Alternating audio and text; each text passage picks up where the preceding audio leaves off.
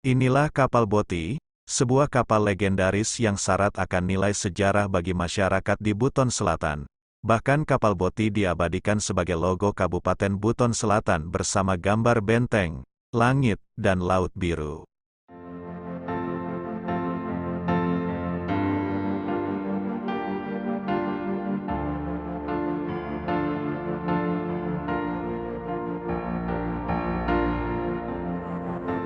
Kapal Boti memiliki ukuran panjang 15 hingga 30 meter lebih. Kapal ini memiliki dua layar.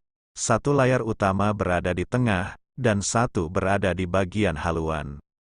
Kapal ini memiliki bentuk agak lebih pipih dari bagian tengah, bagian lambung, bagian buritan dan haluan. Hal ini memiliki fungsi agar kapal tetap kokoh ketika menerjang gelombang besar dan lebih tahan ketika berlayar di tengah laut.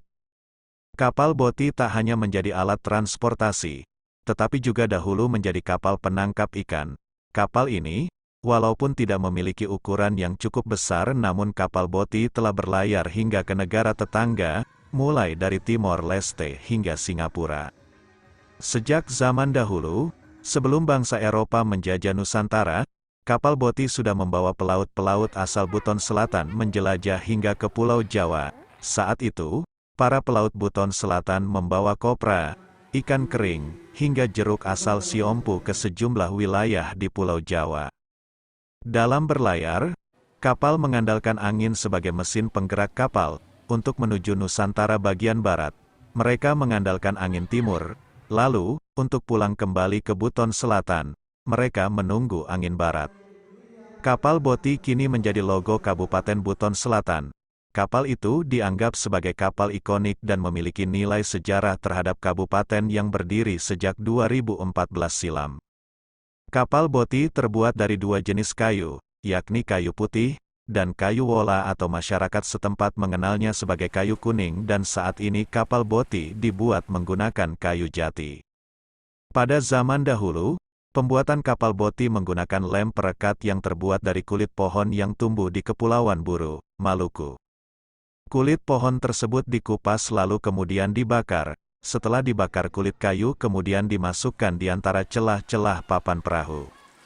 Namun, mulai sekitar tahun 90-an, lem perekat kapal tidak lagi menggunakan kulit kayu. Sebagai penggantinya, kapur digoreng dengan minyak yang kemudian digunakan sebagai perekatnya, di antara pertemuan papan. Hingga saat ini kapal Boti masih digunakan khususnya oleh masyarakat di Desa Tira sebagai salah satu alat transportasi untuk berdagang hingga ke Nusa Tenggara atau Pulau Sumbawa. Kapal Boti merupakan ciri khas sekaligus peradaban masyarakat Buton khususnya di bagian Buton Selatan pada masa lampau.